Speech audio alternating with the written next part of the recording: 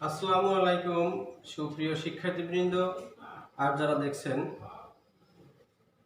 নবম শ্রেণীর হিসাব বিজ্ঞান বিষয়ে পাথরঘাটা উপজেলা সেকেন্ডারি অনলাইন স্কুল থেকে স্বাগত জানাচ্ছি সবাইকে। সুপ্রিয় শিক্ষার্থীবৃন্দ, আজকের নবম শ্রেণীর হিসাব বিজ্ঞান বিষয়ের নবম অধ্যায়ের একটি সুনির্দিষ্ট টপিকস নিয়ে তোমাদের সাথে আলোচনা করব। আর পুরো ক্লাস জুড়ে তোমাদের সাথে রয়েছি আমি মোহাম্মদ নাসিরউদ্দিন, প্রধান শিক্ষক ভারপ্রাপ্ত, হাতেমপুর মাধ্যমিক বিদ্যালয়, পাথরঘাটা, বরগুনা। সুপ্রিয় শিক্ষার্থীবৃন্দ, মূল টপিকসে চলে যাওয়ার আগে তোমাদের সাথে একটি গুরুত্বপূর্ণ বিষয় শেয়ার করে নিতে চাই। আমরা আমাদের জীবনে চলার পথে অতীতের দিনগুলোতে প্রত্যেকটা মানুষই কোনো না কোনো ভুল বা ত্রুটি আমাদের ভিতরে আছে, আর এটা থাকাই স্বাভাবিক।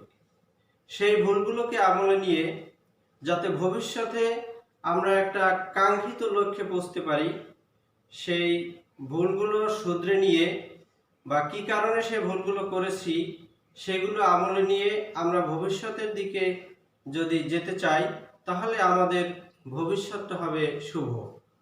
সুপ্রিয় শিক্ষার্থীবৃন্দ, অনুরূপভাবে আজকের একটা ব্যবসা প্রতিষ্ঠান একটি সুনির্দিষ্ট সময় পরে, সাধারণত 1 বছর, সেই 1 বছর পরে ওই প্রতিষ্ঠান জানতে চায় তার একটা বছর তারা যে হিসাব নিকাশ লেনদেন যা কিছু করলো, ব্যবসা পরিচালনা করলো, এই ব্যবসাটা একটা বছরে তার কি অবস্থায় আছে সেই সঠিক চিত্রটা ওই ব্যবসা প্রতিষ্ঠানের মালিক পক্ষ জানতে চায়। তো সেক্ষেত্রে যদি পিছনের হিসাবে বা লেনদেনে ভুল ত্রুটি থাকে এবং সেই ত্রুটিপূর্ণ লেনদেন নিয়ে বা ত্রুটিপূর্ণ খতিয়ান উদ্বৃত্ত নিয়ে যদি আর্থিক বিবরণী প্রস্তুত করা হয়, যেটা দিয়া বছরান্তে ওই প্রতিষ্ঠানের সঠিক চিত্রটা দাঁড়াবে, সেইটা যদি প্রস্তুত করা হয় ত্রুটিপূর্ণ লেনদেন নিয়ে বা হিসাব নিয়ে, তাহলে অবশ্যই ওই চিত্রটা সঠিকভাবে দাঁড় করানো সম্ভব নয়। সুপ্রিয় শিক্ষার্থীবৃন্দ, তাহলে বছর শেষে যে আর্থিক বিবরণী প্রস্তুত করতে হয়, সেই আর্থিক বিবরণী প্রস্তুত করার আগে আমাদের দেখে নিতে হবে যে পূর্বের হিসাবে কোনো ভুল ত্রুটি আছে কিনা। আর সেই বিগত লেনদেনে বা হিসাবে যদি কোনো ভুল ত্রুটি থাকে সেটা যাচাই করা হয় একটা পদ্ধতির মাধ্যমে, যেটাকে কি বলা হয় তোমরা নিশ্চয়ই জানো বা হয়তো অনুধাবন করতে পারবে। বলতে পারো কি বলা হয়?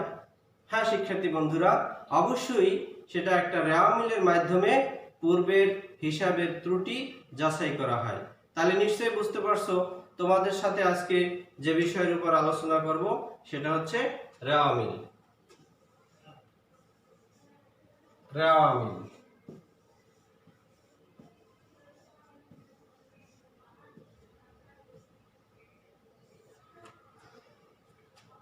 তো এবার কথা আসছে যে রেওয়া মিল আমরা প্রস্তুত করব বা রেওয়া মিলের মাধ্যমে হিসাবের গাণিতিক শুদ্ধতা যাচাই করব, কিন্তু সেই রেওয়া মিলটা কিভাবে প্রস্তুত করা যায় দেখো, একটু চার্টের দিকে খেয়াল করো। আমরা এই রেওয়া মিল এর একটা নমুনা ছক তোমাদের সামনে উপস্থাপন করছি, একটু সুন্দর করে খেয়াল করো।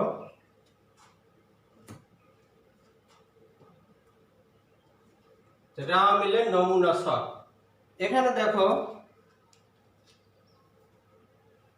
এই ছকটার উপরে একেবারে মাঝ বরাবর, ডান প্রান্তে বা বাম প্রান্তে নয়, একেবারে মাঝ বরাবর 3টা লাইন এখানে লিখতে হবে আমাদের। সেখানে কি আছে দেখো, প্রতিষ্ঠানের নাম, অর্থাৎ আমরা যে প্রতিষ্ঠানের রেওয়া মিল প্রস্তুত করব সেই প্রতিষ্ঠানের নামটা হবে প্রথম। তারপরে কি তৈরি করতেছি? রেওয়া মিল তৈরি করতেছি। তাহলে রেওয়া মিল, এরপরে এই রেওয়া মিলটা আমরা কত তারিখের অর্থাৎ কোন সনের কত তারিখে এই রাও মিলটা প্রস্তুত করতেছি সেটা লিখব। এরপর দেখো ছকটায় একেবারে বাম প্রান্তে আছে ক্রমিক নং, হিসাবের শিরোনাম, খতিয়ান পৃষ্ঠা, ডেবিট টাকা, ক্রেডিট টাকা। তো ক্রমিক নং অর্থাৎ যে খতিয়ান উদ্বৃত্তগুলো নিয়ে আমরা এই রাও মিল প্রস্তুত করব, ওই হিসাবগুলোকে আমরা ক্রমানুসারে এখানে সাজাবো 1 2 3 এভাবে করে। হিসাবের শিরোনাম অর্থাৎ খতিয়ান উদ্বৃত্তে ওই হিসাবের একটা নাম থাকে, যেমন ধরো মূলধন হিসাব, বেতন হিসাব, নগদান হিসাব, যে নামটাই থাকবে সেইটাকে আমরা এখানে লিখব। এরপরে আছে খতিয়ান পৃষ্ঠা, অর্থাৎ খতিয়ান যে উদ্বৃত্ত আমরা আনবো ওই উদ্বৃত্তটা খতিয়ানের কত নম্বর পৃষ্ঠায় ছিল সেই পৃষ্ঠা নাম্বারটা এখানে লিখতে হবে। এরপর দেখো ডেবিট টাকা, ক্রেডিট টাকা। খতিয়ানের ডেবিট উদ্বৃত্তগুলোকে ডেবিট পাশে এবং ক্রেডিট উদ্বৃত্তগুলোকে ক্রেডিট পাশে লিখতে হবে। সর্বোপরি এখানে আমাদের ডেবিট টাকা এবং ক্রেডিট টাকা এই দুইটা কলাম যোগ করে যদি দুইটা কলামের যোগফল সমান হয়, দুই পার্ট যদি সমান হয়, তাইলে আমাদের বুঝতে হবে যে অবশ্যই রাও মিল মিলে গেছে এবং এর পিছনের হিসাবে কোনো ভুল ত্রুটি নাই। তবে তোমরা লক্ষ্য করবে কখনো কখনো দেখা যায় যে এই ডেবিট টাকা এবং ক্রেডিট টাকা এই দুই কলামের টাকা যোগ করলে গড়মিল দেখা যায়। যদি গড়মিল থাকে, কম বেশি থাকে, তাহলে বুঝবা যে এই রাও মিলের বা পিছনের হিসাবের কোথাও ভুল ত্রুটি থাকতে পারে। কিন্তু তোমরা এইটাকে সুনির্দিষ্ট করার পূর্বে যে ভুল ত্রুটি হয়েছে কিনা এইটা আরেকবার যাচাই করে নেবে, খতিয়ানের উদ্বৃত্তগুলো সঠিকভাবে এই রাও মিলে লিপিবদ্ধ করা হয়েছে কিনা। যদি সঠিকভাবে রাও মিলে লিপিবদ্ধ করা হয়, তারপরে যদি গড়মিল হয়, সেক্ষেত্রে তোমাদের লক্ষ্য করতে হবে যে যদি ডেবিট পাশে টাকা কম হয় তাহলে তোমরা সেখানে একটা অনিশ্চিত হিসাব খুলে যে কয় টাকা কম হবে ওই কয় টাকা লিখে সাময়িকভাবে এই রাও মিলটা মিলিয়ে দিতে হবে। আর যদি ক্রেডিট পাশে টাকা কম হয়, ক্রেডিট পাশে যদি টাকা কম হয়, সেক্ষেত্রে তোমাকে দেখতে হবে যে ওই টাকার ফিগারটা বড় কিনা। যদি টাকার ফিগারটা বড় হয় তখন তোমাকে আরেকটু পিছনে ঘুরে আসতে হবে, অর্থাৎ যে খতিয়ান উদ্বৃত্তগুলো নিয়ে তুমি এই রাও মিলটাকে দাঁড় করিয়েছো সেই খতিয়ান উদ্বৃত্তগুলোর মধ্যে মূলধন কথাটা আছে কিনা। যদি মূলধন হিসাবটা থেকে থাকে তাহলে ওইখানে ক্রেডিট পাশে যে কয় টাকা ঘাটতি পড়বে সেটাও অনিশ্চিত হিসাব নামেই লিখে দিবে। আর যদি মূলধন হিসাবটা না থাকে তাহলে ক্রেডিট পাশের যে টাকাটা ঘাটতি পড়বে সেই টাকাটা লিখে মূলধন হিসাব নামে, হিসাবের শিরোনামে মূলধন হিসাব কথাটা লিখবা। কারণ মূলধন না থাকলে ক্রেডিট পাশের টাকা যদি কম হয় এবং পরিমাণটা যদি একটু বেশি হয় তাহলে বুঝতে হবে যে ওই পরিমাণটা যেটা ঘাটতি পড়বে ওই পরিমাণটাই হবে মূলধন। সুপ্রিয় শিক্ষার্থীবৃন্দ, তাহলে তোমরা এতক্ষণ যেটা বুঝলে যে আমাদের রাও মিলের দুই পাশ মিলে গেলে পিছনের হিসাবে ভুল ত্রুটি নাই, এটাই প্রতীয়মান হয়। আর যদি গড়মিল থাকে সেটাও আমি তোমাদেরকে ব্যাখ্যা করলাম যে গড়মিল থাকলে ডেবিট পাশে কম থাকলে অনিশ্চিত হিসাব লিখে দিবে, ক্রেডিট পাশে যদি কম থাকে সরাসরি অনিশ্চিত হিসাব না লিখে মূলধন ওই খতিয়ান উদ্বৃত্তের ভিতরে আছে কিনা সেটা খুঁজে দেখবে। যদি খতিয়ান উদ্বৃত্তে মূলধন না থাকে তাহলে ক্রেডিট পাশের ঘাটতিটা মূলধন, আর যদি মূলধন থেকে থাকে তাহলে ক্রেডিট পাশের ঘাটতিটাও অনিশ্চিত হিসাব লিখে সাময়িকভাবে রাও মিলটি মিলিয়ে দিবে। এবার দেখো আমাদের এইখানে এই রাও মিলের ডেবিট পাশে আর ক্রেডিট পাশে দুইটা টাকার ঘর আছে। তাহলে ডেবিট পাশে আমরা কি নেব আর ক্রেডিট পাশে কোনগুলো আসবে এবার একটু লক্ষ্য করো পরবর্তী চার্টে।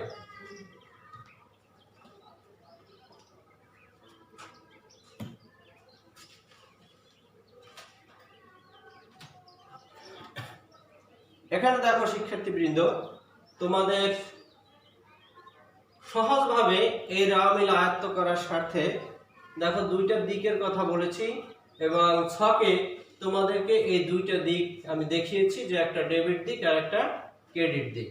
এখানে দেখো মোট ডেবিট আর একটা আছে মোট ক্রেডিট। তো ডেবিট পাশে দেখো লেখা আছে সম্পদ, তাহলে এই সকল সম্পদ রেওয়া মিলের ডেবিট পাশে আসবে। আর ক্রেডিট পাশে লেখা আছে দায়, তাহলে সকল দায় রেওয়া মিলের ক্রেডিট পাশে আসবে। তোমরা সহজভাবে মনে রাখবে, কারণ এই হিসাব বিজ্ঞানে একাধিক বিষয় বা একই রকম বিষয় বারবার পুনরাবৃত্তি ঘটে। তো সেক্ষেত্রে প্রত্যেকটা বিষয় মনে রাখার জন্য একটা সুনির্দিষ্ট কৌশল থাকে। তোমরা সেই কৌশলগুলো যদি অবলম্বন করো তাহলে তোমাদের আয়ত্ত করা অনেক সহজ হবে। দেখো শিক্ষার্থী বন্ধুরা, ডেবিট পাশে সম্পদ, তোমরা বলতে পারো যে সম্পদের বিপরীত শব্দটা কি? নিশ্চয়ই বলতে পারবে যে সম্পদের বিপরীত শব্দ দায়। তো সেক্ষেত্রে দেখো সম্পদ যদি ডেবিট হয় তার বিপরীতটা হবে ক্রেডিট, অর্থাৎ সম্পদ ডেবিট আর দায়গুলো ক্রেডিট। দায়ের ভিতরে আমি একটা শ্রেণী বিভাগ এখানে উপস্থাপন করেছি। দেখো দায়ের মধ্যে আছে বহির্দায় আর আছে অন্তর্দায়। বহির্দায় বলতে একটা ব্যবসা প্রতিষ্ঠানের সাথে শুধু যে মালিকের সাথেই ওই ব্যবসা প্রতিষ্ঠানের সম্পৃক্ততা থাকবে তা নয়, একটা ব্যবসা প্রতিষ্ঠানের সাথে মালিকের বাহিরে যাদের সাথে ওই প্রতিষ্ঠান লেনদেন করে থাকে তারা হচ্ছে বাহিরের, আর মালিক পক্ষ হচ্ছে ওই প্রতিষ্ঠানের ভিতরের। তাই বাহিরের মানুষের সাথে যে বাহিরের লোকজন যে টাকাটা প্রতিষ্ঠানের কাছে পাবে সেটা হচ্ছে বহির্দায়। আর অন্তর্দায় বলতে মালিক প্রতিষ্ঠানের কাছে যা পাবে, যেটাকে আমরা বলে থাকি মালিকানা সত্ত্ব। তাহলে বুঝতে পেরেছো? এরপরে দেখো মোট ডেবিটের জায়গায় কি আছে? ব্যয়। তাহলে ব্যয়গুলো যদি ডেবিট হয় তাহলে ব্যয়ের বিপরীত শব্দ আয়, তাহলে ব্যয়গুলো ডেবিট হলে আয়গুলো নিশ্চয়ই ক্রেডিট হবে। তাহলে এইটা মনে রাখার একটা সুন্দর একটা কৌশল, যে তুমি যদি মনে রাখো সম্পদ ডেবিট ব্যয় ডেবিট, তাহলে কিন্তু অনায়াসেই বলতে পারবা যে সম্পদ যদি ডেবিট হয় তার বিপরীত শব্দ হচ্ছে দায়, তাহলে দায় ক্রেডিট। দায়ের মধ্যে আছে বহির্দায় আর আছে মালিকানা সত্ত্ব। আবার ব্যয়গুলো যদি ডেবিট হয় তার বিপরীত শব্দ হচ্ছে আয়, তাহলে আয় কি হবে? ক্রেডিট হবে। এখানে দেখো এই চারটে বিষয়ের মধ্যেই কিন্তু রেওয়া মিল অন্তর্ভুক্ত আছে। রেওয়া মিলের সকল কার্যক্রম এই চারটা বিষয়ের মধ্যেই সীমাবদ্ধ। তবে সেক্ষেত্রে আমি তোমাদেরকে আরো একটু কথা বলি, সেটা হচ্ছে যে এই যে চারটে বিষয় সম্পদ, এই সম্পদের মধ্যে আবার শ্রেণী বিভাগ আছে, আর দায়ের মধ্যেও শ্রেণী বিভাগ আছে, কিন্তু আমাদের এই রেওয়া মিলে শ্রেণী বিভাগ করার প্রয়োজন নাই। তোমরা দেখবে এই যে চারটে বিষয় বলেছি এইটাকে আরো একটু বিস্তারিত লেখা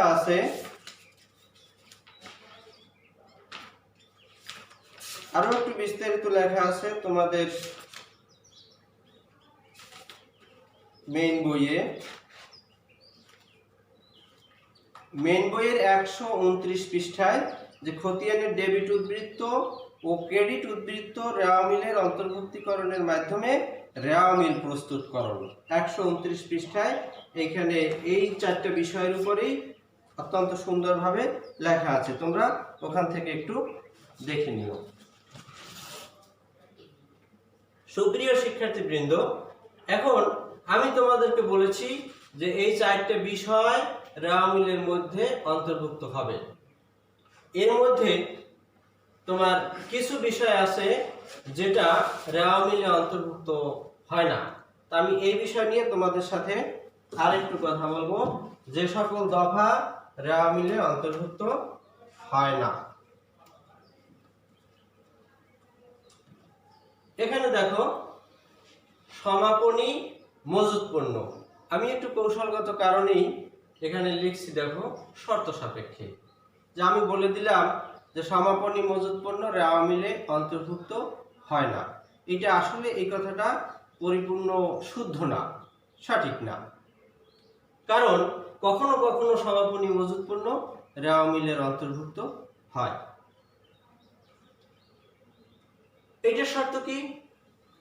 তোমরা দেখবে যে খতিয়ান উদ্বৃত্তগুলোর মধ্যে যদি সমন্বিত ক্রয় অথবা বিক্রিত পণ্যের ব্যয়, এই কথাটা যদি খতিয়ান উদ্বৃত্তের মধ্যে থাকে এবং সেটা রেওয়া মিলে অন্তর্ভুক্ত হয়, তাহলে সমন্বিত ক্রয় বা বিক্রিত পণ্যের ব্যয় যদি রেওয়া মিলে আসে, তখন সমাপনী মজুত পণ্য রেওয়া মিলে আসবে।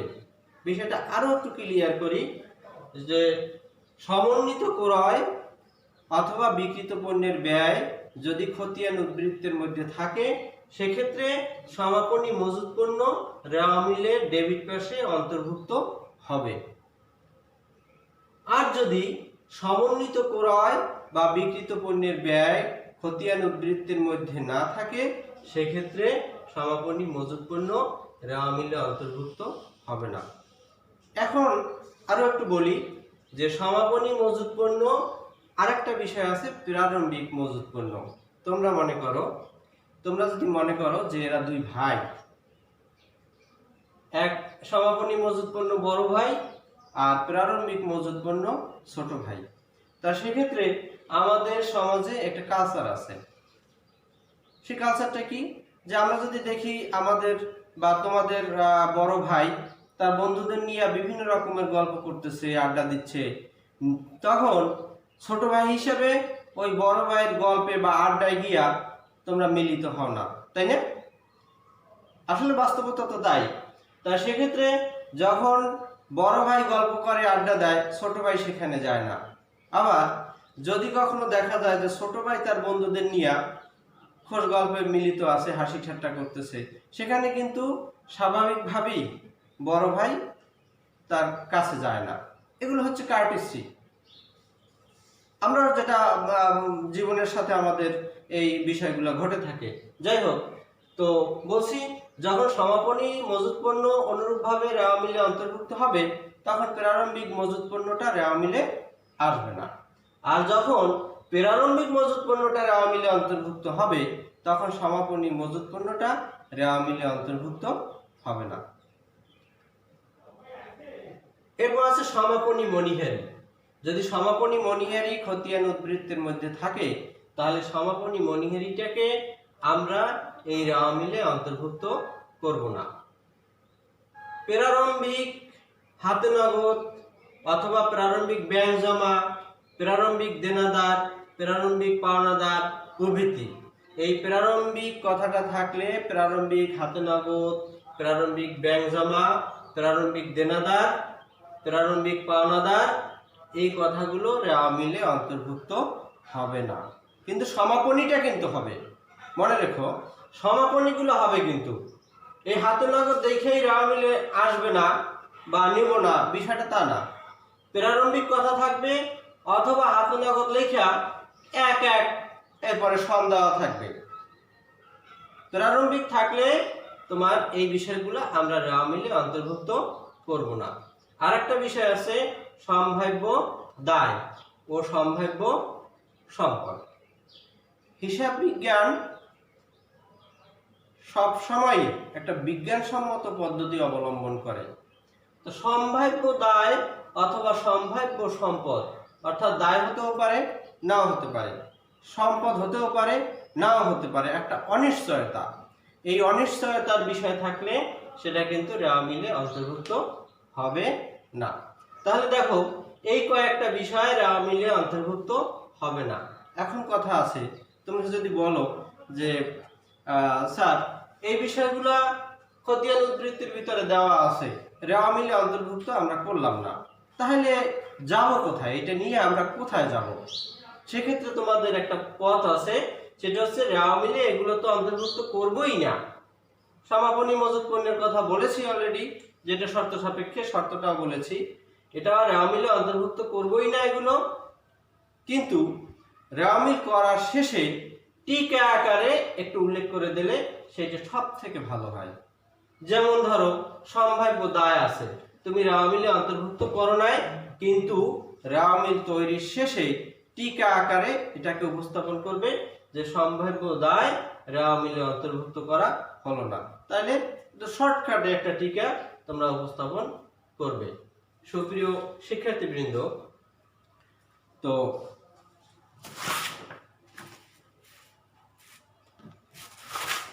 এখানে তোমাদের আমি রেওয়া মিলের ছকটা দেখাইলাম, কিভাবে বুঝবো হিসাবের গাণিতিক শুদ্ধতা বা পিছনের হিসাবে ভুল ত্রুটি আছে কিনা সেটাও ব্যাখ্যা করেছি।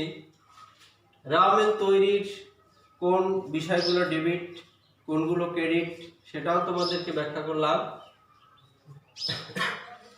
যে সকল দফাগুলো রেওয়া মিলে অন্তর্ভুক্ত হবে না সেগুলো আমি তোমাদেরকে বলেছি। আরো কিছু সুনির্দিষ্ট বিষয় তোমাদের খেয়াল রাখতে হবে, যেটা বিশেষভাবে মনে রাখা প্রয়োজন। যেমন সঞ্চিতির ব্যাপারে আমি বলবো সাধারণ সঞ্চিতি, দেনাদারের বার্তা সঞ্চিতি, পাওনাদারের বার্তা সঞ্চিতি, এরকমের বিভিন্ন সঞ্চিতি আছে। এইটা তোমরা খেয়াল রাখবা যে সকল সঞ্চিতি রেওয়া মিলের ক্রেডিট। মনে রেখো সকল সঞ্চিতি রেওয়া মিলের ক্রেডিট, শুধুমাত্র পাওনাদারের বার্তা সঞ্চিতি রেওয়া মিলের ডেবিট। এটা বিশেষভাবে মনে রাখবা, সকল সঞ্চিতি রেওয়া মিলের ক্রেডিট দায় হিসেবে অন্তর্ভুক্ত করে, আর শুধুমাত্র পাওনাদারের বার্তা সঞ্চিতি রেওয়া মিলের ডেবিট পেশে বসাবে। আবার কতগুলো বিষয় থাকতে পারে, যেমন ভাড়া, সুদ, কমিশন।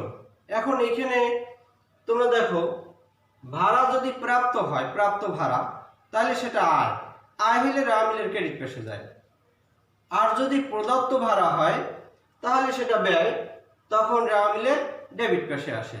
এখন লেখা আছে শুধু ভাড়া বা শুধু বেতন বা শুধু কমিশন, তা যদি এরকমের ভাড়া, বেতন, কমিশন, সেক্ষেত্রে তোমরা একটা দ্বিধাদ্বন্দ্বে পড়ে যেতে পারো যে এটা কি প্রাপ্ত নাকি প্রদত্ত।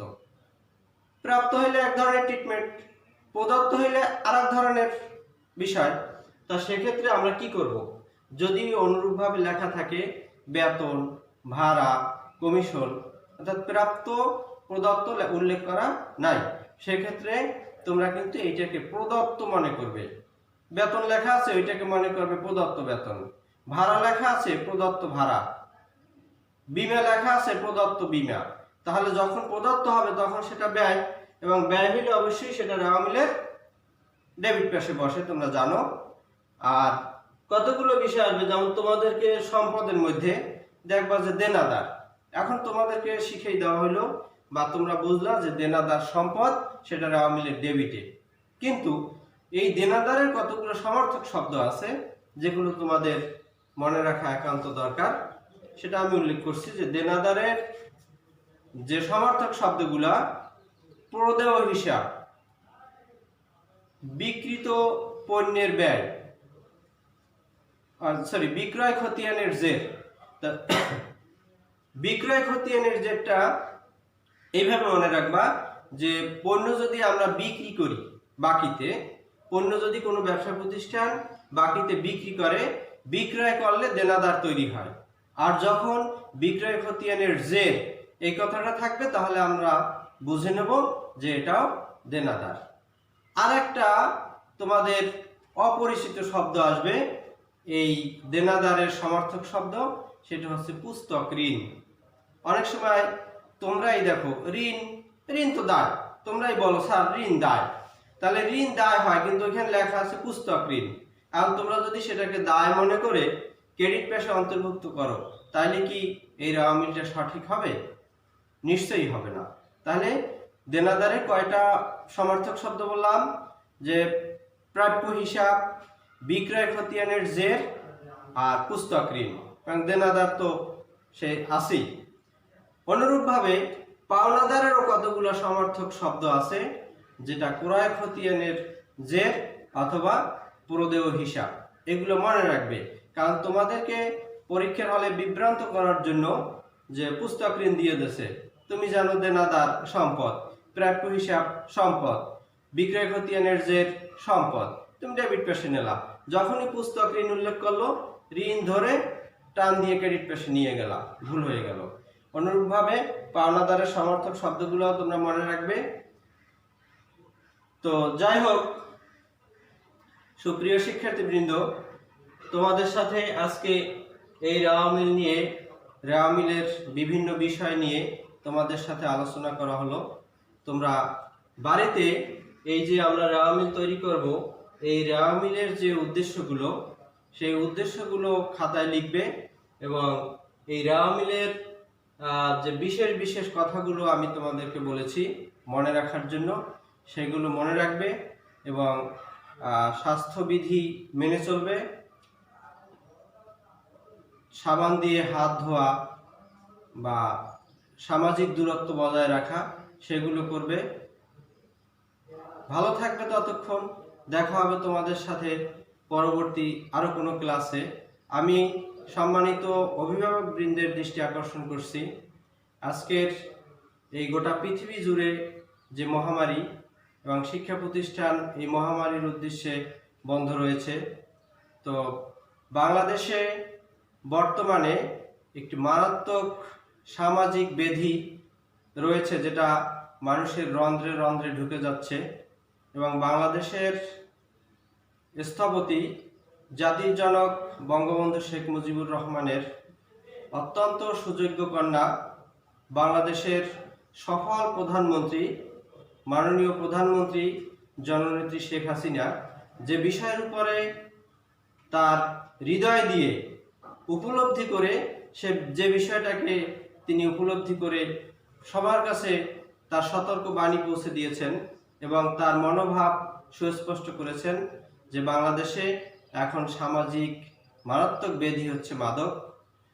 মনে রাখবেন সুপ্রিয় অভিভাবকবৃন্দ, আপনার সন্তান এই পৃথিবীতে, এই বিশাল বিস্তীর্ণ পৃথিবীতে একটা সংখ্যা মাত্র, কিন্তু আপনার কাছে আপনার সন্তান একটা স্তম্ভ, ভবিষ্যতের স্তম্ভ, যার দায় দায়িত্ব আপনাকেই বহন করতে হবে। সে কারণে আপনি সচেতন হন। আপনার সন্তান সে এই শিক্ষা প্রতিষ্ঠান বন্ধ থাকার কারণে কোথায় যায়, কার সাথে আড্ডা দেয়, দেরি করে বাড়ি ফেরে কিনা বা কি করতেছে, এ ব্যাপারে সচেতন থাকুন। এই মাদক থেকে আপনার কলিজার টুকরা এই সন্তানকে বাঁচান। সচেতন থাকেন, ভালো থাকবেন। দেখা হবে পরবর্তীতে। আল্লাহ হাফেজ।